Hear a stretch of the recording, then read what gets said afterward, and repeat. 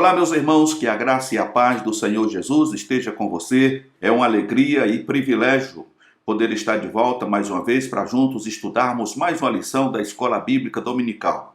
Estamos estudando desta feita lição de adulto da editora Betel, que traz por tema Efésios, uma exposição sobre as riquezas da graça, misericórdia e glória de Deus. A lição de hoje é a lição de número 8, que tem por título A Unidade do Corpo de Cristo. E o textuário começa dizendo assim: assim nós, que somos muitos, somos um só corpo em Cristo, mas individualmente somos membros uns dos outros. Romanos capítulo 12 e verso 5. A verdade aplicada diz: a unidade do corpo de Cristo é dom de Deus que se tornou possível pela cruz de Cristo e é efetivada pelo Espírito Santo. Temos 3 objetivos nesta lição e o primeiro deles é ensinar acerca da unidade do corpo de Cristo. A segunda é falar sobre as virtudes do cristão chamado por Deus e a terceira, apresentar o fundamento da unidade do corpo de Cristo, ou melhor, apresentar o fundamento da unidade do corpo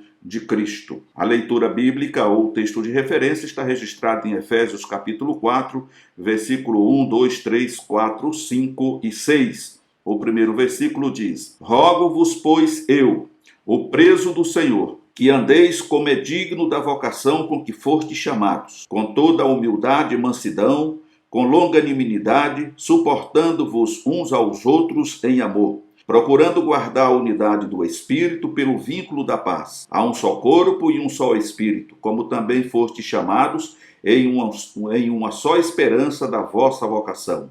Um só Senhor, uma só fé, um só batismo, um só Deus e Pai de todos, o qual é sobre todos e por todos e em todos. Louvado seja o nome do Senhor. Então nós vemos aqui que na segunda parte da epístola de Efésios, Paulo expõe como cada membro tem que ser para que a igreja cumpra a sua parte no plano e no propósito de Deus. De que forma nós vamos cumprir, a nossa parte nesse plano e propósito de Deus? Primeiro, andando de acordo com a vocação. Então nós vemos aqui que Paulo, nos primeiros 3 capítulos, o assunto tratado foi o aspecto doutrinário. Agora o apóstolo começa a discorrer acerca da vida prática. Tem que haver o ensino doutrinário e, por outro lado, tem que ter a vida prática, ou seja, a maneira prática de viver dentro daquele ensino que foi disponibilizado para que nós possamos andar de acordo com a vontade de Deus. E aí ele começa dizendo: rogo-vos. O apelo de Paulo é para que os cristãos que já possuem um determinado nível de vida com Deus se aproximem cada vez mais de Cristo e vivam de acordo com a vocação com que foram chamados. Desde que a graça de Cristo nos alcançou e nos tornamos filhos de Deus, devemos dar exemplos, tanto como servos dedicados, quanto como mensageiros eficazes. O apelo é para que vivamos em conformidade, ou seja, tomemos a forma com aquele a quem pertencemos e servimos, buscando agradá-lo em tudo, conforme registra Filipenses capítulo 1, 29 e Colossenses capítulo 1, verso 10. Então, meus amados irmãos, eu vejo nesse trimestre que a lição ela está muito bem explicada, é um assunto muito prático. Muitas vezes não é necessário nem se fazer ou se tecer um comentário em cima do que já está exposto aqui, porque é muito elucidativo, é muito prático, é muito explicativo. Então, eu acredito que dificilmente alguém não consiga entender o que está sendo escrito aqui pelo apóstolo Paulo e repetido aqui pelo comentarista. Então, quando Paulo ele roga aos irmãos da igreja de Éfeso, é para que esses irmãos se aproximem mais de Deus, para que eles possam ser imitadores de Jesus Cristo, para que eles possam dar exemplos diante da sociedade que eles agora não são mais pessoas mundanas, que eles não vivem mais na prática das vaidades, do pecado, da mentira e de tantas coisas. E ele diz assim, dando exemplo tanto como servos dedicados, quanto como mensageiros eficazes. Por que que ele fala de ser mensageiro eficaz? Porque nós que somos chamados pelo Senhor, além de nos tornarmos servos de Cristo e dar exemplos de verdadeiros cristãos, sabendo entrar e sair do meio de uma multidão e viver em meio a um mundo corrompido, nós também devemos ser mensageiros das boas novas de salvação. Então, uma coisa está interligada com a outra. Como é que você, dando mau testemunho como cristão, pode falar de Jesus para outra pessoa? Qual vai ser a credibilidade que essa pessoa que está te ouvindo e vendo o teu modus vivendi, como é que ele pode dar crédito? Então, quando Paulo ele roga aos irmãos, ele está rogando a nós também. Então, o dever, a obrigação minha e sua é nos aproximarmos mais do Senhor, para que a cada dia possamos ser amalgamados, ou seja, nos tornemos uma só carne, uma só massa, tomemos a forma de Cristo, possamos expressar Cristo não somente na fala, naquilo que dizemos, mas nos nossos atos, nas nossas atitudes, na nossa maneira de ser, na nossa maneira de andar. E através desse praticar, dessas atitudes sadias que devemos passar para a humanidade, nosso testemunho terá peso e valor, porque as pessoas não somente irão ouvir, mas elas também vão ver que houve algo em você, que houve uma mudança em você, e que você agora é uma pessoa de Deus, é uma pessoa que possui luz, que não está mais nas trevas. Então, ele continua dizendo que o apelo que ele estava fazendo era para que nós, e eles lá, os Éfesos, vivessem em conformidade, ou seja, tomando a forma de Cristo, com aquele a quem pertencemos, e servirmos, buscando agradá-lo em tudo. Você quer agradar a Deus? Você quer alegrar o coração de Deus? Ande como Jesus andou. Trilhe o caminho que Jesus trilhou. Ande sob as pegadas de Jesus. Seja imitador de Cristo. Ou melhor, seja imitador de Paulo como ele era de Cristo, porque foi isso que ele falou. Sejais os meus imitadores como eu sou de Cristo. Se você acha dificuldade em seguir as pegadas do mestre, então siga as pegadas do apóstolo Paulo. Através das suas cartas, através das suas epístolas, como estamos vendo nesse trimestre, nós estamos aprendendo a como agradar a Deus e como andar dentro da sua vontade e sermos testemunhas do seu amor, do seu poder e da sua misericórdia. Aqui nós vemos ainda que a nossa natureza pecaminosa nos direcionava a viver em conformidade com os ditames do mundo, mas nossa nova natureza deve não somente preencher, mas também transformar cada parte de nossa vida.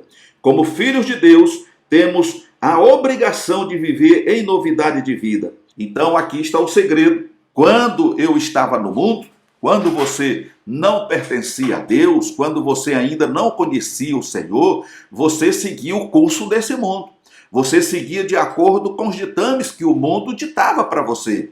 Então você fazia tudo e aquilo tudo era normal porque você era ignorante espiritualmente falando, você não conhecia o Senhor. Mas a partir do momento que você conhece o Senhor e você o aceita como suficiente Salvador, então agora a sua natureza carnal ela é deixada de lado e você passa a desenvolver uma natureza espiritual. E com esta natureza espiritual você passa agora a ser um imitador de Cristo. Você passa agora a andar, segundo os passos de Jesus, nos passos do Mestre, andando com ele, aprendendo com ele, e automaticamente a sua vida vai mudar. O seu modo de ser vai mudar. Porque antes você andava embriagado, fazia uso de vícios de todas as naturezas, e as pessoas, ao olharem para você, elas percebiam que você era uma pessoa viciada nisso ou naquilo. Você tinha uma vida depravada.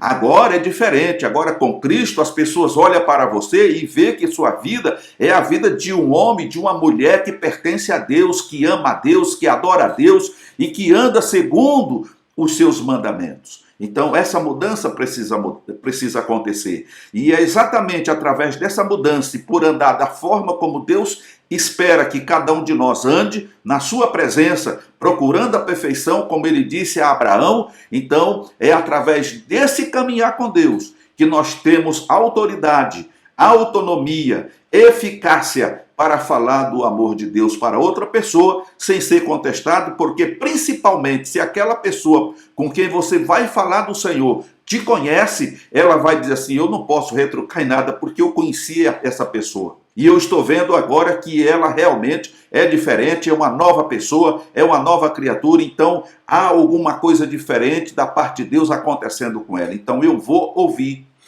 E a fé, meu amado, vem pelo ouvir e ouvir a palavra de Deus. Então, esse era o rogo de Paulo para a igreja de Éfeso. Eles estavam ali alicerçados na fé, mas precisavam agora andar em conformidade com a palavra de Deus, obedecendo a Deus e seguindo os passos de Jesus. Vemos ainda aqui, no outro ponto, nós precisamos andar de acordo com a vocação. E aqui é importante, porque Paulo está dizendo que quando uma pessoa ingressa em uma sociedade ou fraternidade, ela tem que cumprir determinadas obrigações e viver de acordo com as regras. Caso não viva assim, ela frustra os fins da sociedade e traz descrédito ao nome da mesma. Qual seria então a vocação da igreja? Primeiro, tornar visível o Cristo invisível que habita em nós. E como? Através de uma vida de transformação e testemunho. O desígnio de Deus é que todos os homens e todas as nações se tornem um em Cristo. Para que isso se torne realidade, Cristo ordena e envia a igreja ao mundo para anunciar a todos os seres humanos seu amor e sua misericórdia. Os irmãos entenderam? Para você fazer parte de uma determinada associação ou alguma fraternidade, você precisa cumprir alguns ritos, obedecer ali como a gente costuma dizer, o regulamento interno, chamado de RI. Porque se você andar contrário àquilo que está exposto no regulamento, primeiro, você já não vai servir para fazer parte daquela sociedade. Segundo, se eles não tirarem você, você vai estar escandalizando o nome daquela sociedade, porque todos respeitam e todos sabem que lá existe uma regra, e você está quebrando essa regra, então isso demonstra que você é uma pessoa que não se submete a regras, então você não serve para estar ali. Não é diferente no corpo de Cristo, no reino de Deus. Então, quando o Senhor nos tira do mundo, Ele nos liberta de tudo aquilo que estava nos prendendo, nos livra, mas Ele quer que nós sejamos os seus representantes aqui na terra. E para isso, nós temos que nos amalgamar com Cristo, ou nos tornar uma só carne com Ele, né? Porque, na verdade, somos uma unidade. Ele é um em nós e nós somos um nele. Né? Louvado seja o nome do Senhor, e através dessa união com Cristo, nós passamos agora a obedecer a sua palavra e levar para as pessoas esse evangelho, não o evangelho pregado ditamente, porque isso é necessário, mas nesse particular, o evangelho tem que ser demonstrado na prática através do meu viver, da minha conduta, da minha moral, através do meu caráter. Se eu era uma pessoa imoral, se eu era uma pessoa sem caráter, agora com Cristo eu tenho um novo caráter, eu tenho moralidade, e agora eu posso passar isso através da minha vida para as pessoas e levar esta mensagem para todos quanto possam e queiram ouvir. Louvado seja o nome do Senhor. E aí diz que tudo o que diz respeito à salvação, à igreja e ao reino de Deus está baseado no conceito da unidade. O plano de Deus tem como base o nosso compromisso de viver como um só corpo, guiado pela cabeça que é Cristo. Aqueles que foram escolhidos por Deus para sentar-se com Cristo nos lugares celestiais devem ter consciência do privilégio de estar em Cristo, assim como da responsabilidade em viver diariamente para a glória de Deus. Então essa é a questão fundamental para um viver cristão abençoado e vitorioso. Muitas vezes, irmãos, nós pagamos um alto preço por querer viver uma vida dúbia, querer agradar a Deus e ao mundo. E aí o que acontece na prática? O mundo não aceita você vivendo para ele pela metade. E Deus também não aceita você vivendo para ele pela metade. O diabo quer você todo, espírito, alma e corpo. E Deus também quer o teu espírito, a tua alma e o teu corpo. E você tem a chave que vira a fechadura, na fechadura da porta, abre ou fecha. É você quem decide de que lado você quer estar. Então, se você escolheu estar do lado do Senhor, você tem que viver 100% o Evangelho. Você não pode ser um crente de meia boca, ou uma pessoa que interage com o pecado. Agora pode, ou procurar uma denominação onde pode tudo. Não, eu vou lá, eu danço, eu canto, eu oro também, e enfim, mas lá não tem pegação no pé. Não é pegação no pé.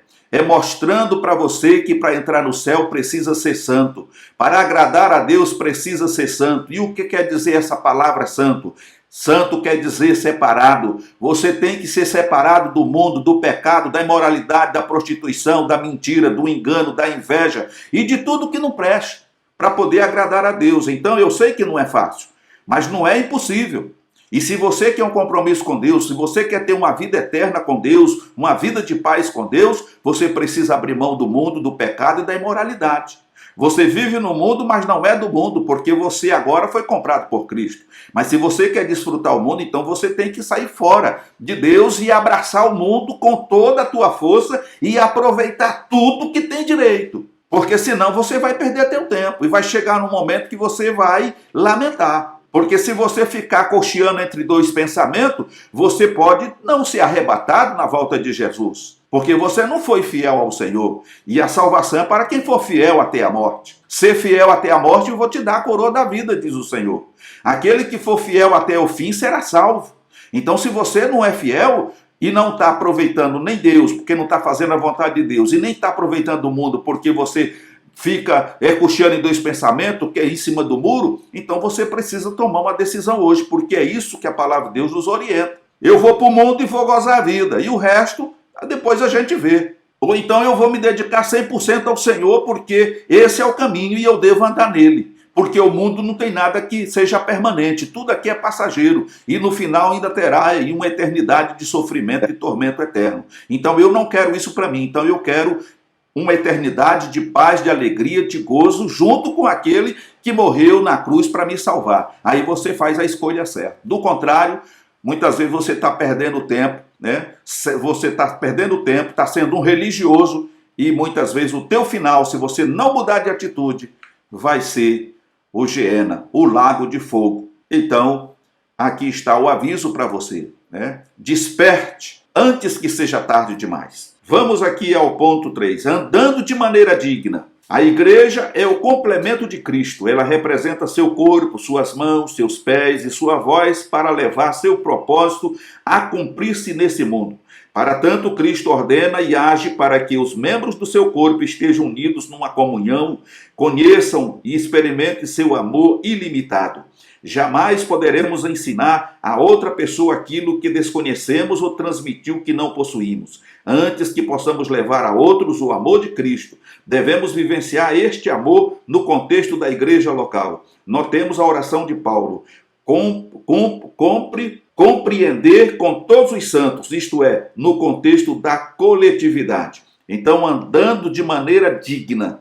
Esse é o desejo de Deus para a sua igreja. Aonde você for, as pessoas irão observar, não o que você fez de errado ou o que você está fazendo ou que está falando, mas eles vão observar que você é uma pessoa digna, que você é uma pessoa diferente, que você agora é um nobre, não importa o seu grau de conhecimento, de cultura, se você é rico ou pobre, se mora no palácio, numa mansão ou se mora num casebre. Você agora é um cidadão do céu e, como tal, você representa Jesus Cristo. E o Senhor almeja que vocês sejam unidos uns com os outros, porque você está inserido no corpo de Cristo, você é membro do corpo de Cristo, da qual Jesus é o cabeça. Então precisamos estar dentro desse projeto santo para que nós possamos esboçar ao mundo a beleza e a luz do Senhor. Se o amor de Deus é tão grande, se a sua salvação é tão poderosa,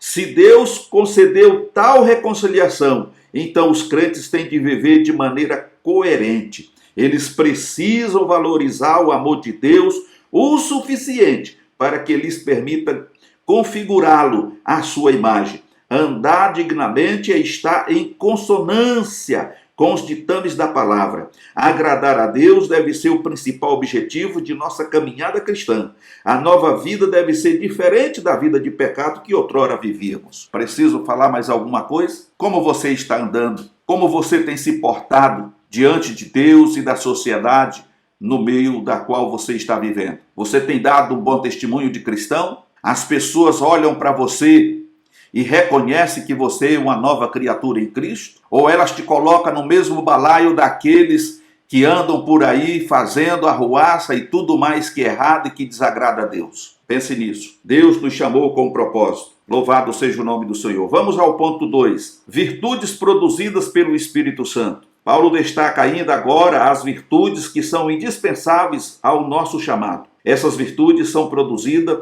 pelo Espírito Santo e devem ser cultivadas a fim de que tenhamos êxito em nossa caminhada. O primeiro deles vem falar sobre a mansidão e humildade. Nas palavras de João Crisóstomo, um dos mais importantes patronos do cristianismo primitivo, ser manso é você ter poder de vingar-se do outro e o não fazer. Ou seja, é ter pleno controle de seus sentimentos. A mansidão é a maneira afável e gentil com que tratamos os demais. Ela é fruto do Espírito Santo, virtude que nos ajuda a agir com brandura em tempos difíceis. Mansidão não é fraqueza, mas sim poder sob controle. Jesus era manso e humilde, mas era poderoso. A humildade pode ser definida como a completa ausência de orgulho. É ter uma estimativa justa de si mesmo, sem orgulho ou arrogância em relação aos irmãos. Ela estima os outros de igual valor e direito diante de Deus. Provérbios capítulo 18, verso 12. Então nós vemos aqui que a mansidão e a humildade, elas são como irmãs, elas andam de mão dadas. E o cristão, ele precisa adquirir essa mansidão. Não importa se no passado você foi valente, foi bravo, você espancava um, quebrava outro, mas agora com Cristo, a mansidão tem que reinar em sua vida. E aqui o comentarista ele afirma que ser manso é você saber perdoar as pessoas nas suas falhas. E você tem todo o direito e às vezes tem até o poder de se vingar daquela pessoa, de devolver na mesma moeda, mas você não faz, porque você tem controle, porque você se tornou um homem manso, você sabe perdoar, relevar. E ao invés de você ficar magoado, como algumas pessoas ficam, infelizmente, você vai orar por ele, vai continuar falando com ele. Você não vira as costas para ele ou para ela, porque isso é um dom do Espírito Santo, ou é um fruto que o Espírito Santo gera a partir do momento que ele passa a habitar em nossa vida. Louvado seja o nome do Senhor. A união e a pureza são dois aspectos fundamentais de uma vida digna do chamamento divino da igreja. A palavra traduzida em nossas versões por digno significa literalmente aquilo que equilibra. Ela mostra a ligação entre aquilo que aprendemos como ensinamento e aquilo que praticamos em nosso viver diário. Ou seja, o Senhor deseja que andemos de um modo que corresponda ao que ele tem feito por nós. Isso envolve um viver santo e prático. Agora imagine se o Senhor Jesus, ele fosse nos salvar mediante os nossos atos bons. Eu pergunto para você, será que eu e você estaríamos aqui hoje? Com certeza não. Porque se o Senhor fosse olhar para a prática daquilo que eu fazia, se Deus fosse olhar para os meus erros e para os meus muitos pecados, com certeza ele não ia encontrar nada que pudesse ser aproveitado. Mas o que é que o Senhor faz? Ele perdoa os meus pecados. Ele se torna o meu redentor. Ele se torna o meu salvador. E agora o que ele espera de mim é que eu haja da mesma forma, sabendo perdoar e relevar tudo aquilo que vem contra mim de pessoas que muitas vezes por alguma razão não gostam de mim e tentam me fazer o mal. Mas eu, por ser um seguidor de Cristo, eu preciso ser manso e não devolver na mesma moeda, não retrucar, não revidar e perdoá-los. e orar por eles, para que o Senhor venha mudar o seu caráter, venha mudar a sua vida. E é lógico que muitas vezes ficamos entristecidos, porque muitas vezes temos o nosso queixinho de vidro, e algumas vezes ele dá uma trincada e a gente quer resolver do nosso jeito. Mas quando nós temos a consciência de que hoje nós somos servos de Cristo e já não vivemos, mas Cristo vive em nós, e que ressuscitamos com Cristo para vivermos em novidade de vida, isso tem que fazer parte da nossa vida. Precisamos entender que essas coisas acontecem para que possamos amadurecer e nos fortalecer na graça de nosso Senhor Jesus Cristo. Um outro ponto que o Espírito Santo produz em nós é a longanimidade e a paciência. Longanimidade, de longo ânimo, é a atitude de tolerar o desconforto sem nunca revidar.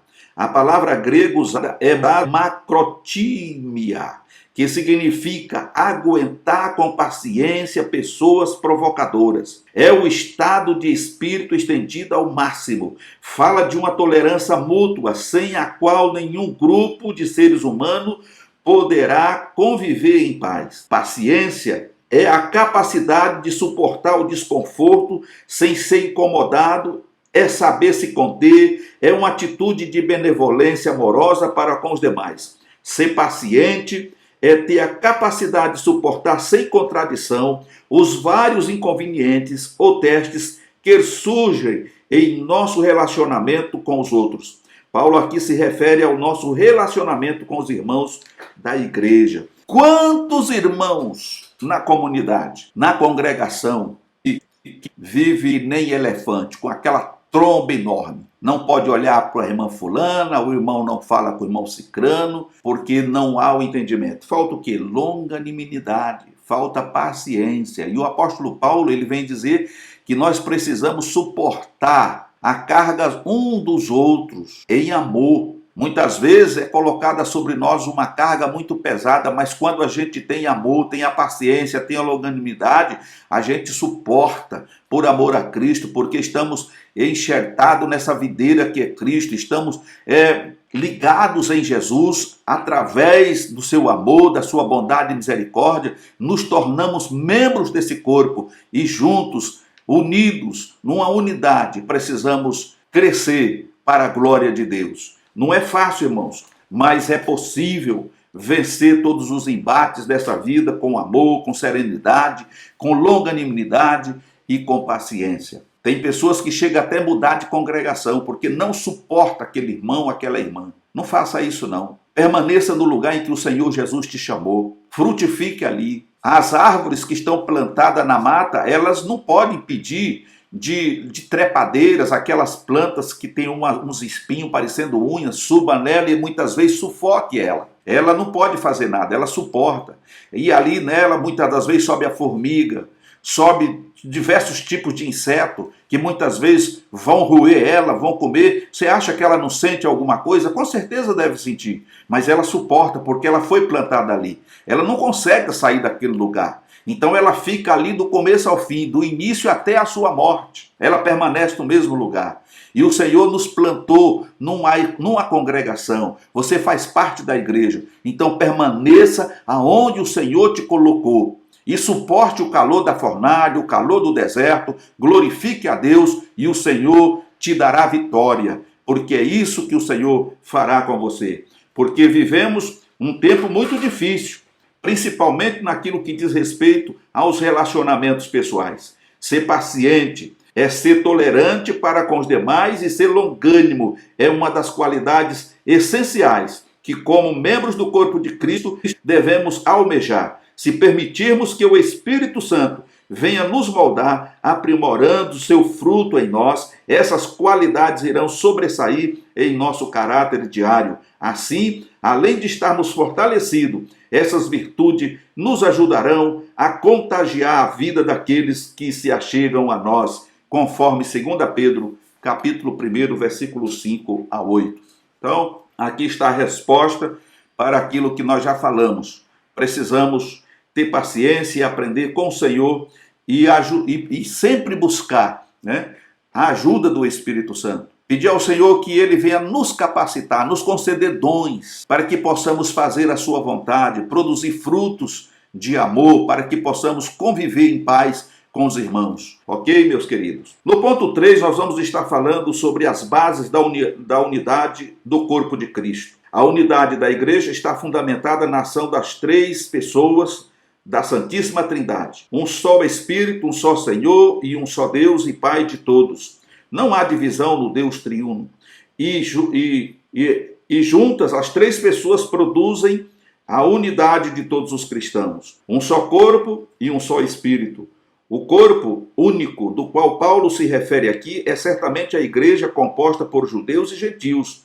E a sua unidade é devida ao único Espírito Santo que habita nele e que o anima.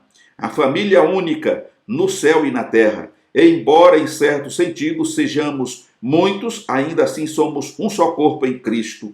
Existe apenas um pão, um corpo. Além disso, esse corpo ou igreja não é de origem terrena ou uma instituição de criação humana, mas um produto do Espírito Santo. Por isso, é um corpo e um espírito. Da mesma forma que o corpo humano é impulsionado pelo espírito humano, o corpo de Cristo, a igreja, vive impulsionada pelo Espírito Santo. Então, trocando isso aqui em miúdos, assim como existe na Trindade o Pai, o Filho e o Espírito Santo, aqui Paulo está falando sobre a unidade da igreja. Somos muitas pessoas, de diversas etnias. Ali ele cita gentios e judeus. Mas hoje, no contexto geral, nós temos pessoas de diversas nacionalidades. E juntos nós formamos o corpo de Cristo. E isso é impulsionado pelo Espírito Santo. É por isso que é importante a gente aprender a viver em unidade, porque entre Deus, Jesus e o Espírito Santo não existe divisão, não existe contenda. E se não existe contenda entre o Pai, o Filho e o Espírito Santo, automaticamente não pode haver contenda e nem dissensão entre o corpo de Cristo. Nós temos que nos aceitar, cada um com a sua individualidade, cada um com a sua indiferença, a sua diferença, melhor dizendo, porque somos diferentes uns dos outros, pensamos diferente, agimos diferente, o que é bom para mim às vezes não é bom para o outro, mas dentro desse contexto, nós formamos o corpo de Cristo e temos que estar inserido numa só fé, num só amor e num só Espírito. É isso que o apóstolo Paulo está dizendo aqui. O Espírito, no processo de transmitir aos Efésios o chamado eficaz, também produziu neles a união, de modo que eles se tornaram um organismo espiritual. Assim como o corpo humano é totalmente impregnado por seu espírito e que por isso é um e pode funcionar como uma unidade, cooperando com os membros entre si, assim também acontece com a igreja, que habitando nela o Espírito e sendo totalmente influenciada por ele, constitui um só organismo e funciona como tal. Então o Espírito que está no homem, por exemplo, ele jamais vai rejeitar um membro que está no seu corpo. Cada membro, cada célula é importante para o bom funcionamento do corpo. E se uma dessas células adoece, o corpo inteiro vai padecer. E o Espírito que está no homem vai procurar de todas as formas um meio pelo qual ele possa mudar essa situação e trazer a paz e a saúde que é necessária para o corpo. Da mesma forma, o Espírito Santo trabalha na igreja para que essa unidade não se perca, para que todos juntos possamos nos tornar um e assim crescer em glória, crescer no conhecimento de Deus e da sua palavra. Louvado seja o nome do Senhor. E em segundo lugar, nós temos aqui que também existe apenas uma só esperança e um só Senhor. O apóstolo se refere à esperança para a qual fomos chamados, unidos em um corpo e um espírito. Jesus Cristo é a cabeça, o corpo é o corpo de Cristo, que é a igreja. E sem unidade coordenada, os membros não funcionam bem, pois um depende do outro e todos dependem da cabeça. É por isso que a unidade da igreja é essencial para a obra de Cristo. O Espírito e o sopro vivificante do corpo, que é a igreja, desse modo não pode haver igreja sem o Espírito. Portanto, há apenas uma esperança em nosso chamado, que constitui o objetivo que estamos seguindo e o grande segredo da unidade cristã. Mesmo que haja diferenças entre nós, entre nossos métodos, na maneira de fazer as coisas, ou em nossa organização, Todos buscamos a consumação de um mundo redimido em Cristo, por Cristo e para Cristo. Então, comentamos sobre isso aí, que a igreja deve trabalhar nesse propósito para que ela seja uma unidade e que juntos possamos trabalhar para o engrandecimento do reino de Deus, porque o trabalho que fazemos é para Cristo, ele é o cabeça, nós somos o corpo e como corpo devemos funcionar para a glória de Deus. Paulo ainda nos diz que fomos salvos em uma só esperança da nossa salvação. Que esperança é essa? Significa que ao nos convocar para que tomássemos parte em seu reino através da salvação, o Senhor também tornou possível o nosso futuro em Jesus Cristo, seu Filho. A obra redentora de Cristo nos levará até a eternidade. Não foi realizada somente para o nosso hoje. Essa esperança fala de uma vida na eternidade, onde não haverá mais morte, nem dores, tampouco os problemas que enfrentamos nesse mundo. Então, enquanto nós estivermos aqui, teremos aflições. Paulo, ele foi perseguido pelos próprios irmãos da igreja, crentes, cristãos. Se hoje você é perseguido por alguém que faz parte da comunidade, não estranhe. Não mude de igreja, permaneça firme no seu lugar. Louve o nome do Senhor, glorifique o nome do Senhor. E o tempo, Deus vai trazer às claras tudo aquilo que está acontecendo. Deus vai trazer toda a revelação necessária. O importante é você resistir de pé, para quando o Senhor Jesus chegar, ao bater, você possa estar pronto para abrir a porta para que ele entre. É isso que nós devemos ser, servos vigilantes. A Bíblia diz que, através do Senhor Jesus, que nós não podemos espancar ninguém. Somos mordomos e ele nos delegou uma função para fazermos uma obra. Então, na ausência do Senhor, nós não podemos estar maltratando e nem espancando os conservos, mas precisamos tratá-lo com amor, com respeito e carinho, mesmo que muitas vezes recebamos muitas coisas que entristecem o nosso coração. Mas o importante é entender que tudo o que estamos fazendo para Deus e o nome do Senhor está sendo glorificado. Louvado seja o nome do Senhor. Aqui também fala de uma só fé e um só Deus e Pai de todos. A Bíblia destaca vários tipos de fé. Fé para a salvação, fé como fruto, fé como dom. No entanto, aqui Paulo se refere à fé que diz respeito ao crermos. Deixa eu ver aqui. Ao que cremos. Igreja segue e obedece uma só fé. Ou seja, tem uma só doutrina. Um Deus e Pai de todos, tanto de judeus quanto de gentios, e que está acima de todos como Rei dos reis e Senhor dos senhores, e por todos enchendo e suprindo tudo, provendo a todos conforme seu incomensurável amor e misericórdia, e em todos ensinando-nos que ele habita em cada um de seus filhos por meio de seu Espírito, em um relacionamento pessoal e íntimo. É isso que temos aprendido através do Evangelho, que vivemos em um mundo que foi criado por Deus, que é controlado por Deus, sustentado por Deus e cheio de Deus. Louvado seja o nome do Senhor. Então, só existe uma só fé. E essa é a fé a respeito ao que cremos. A igreja, como dissemos aqui, segue e obedece a uma só fé. Ou seja, tem uma só doutrina, um Deus e Pai de todos, tanto de judeus quanto de gentios. Então essa é a nossa fé.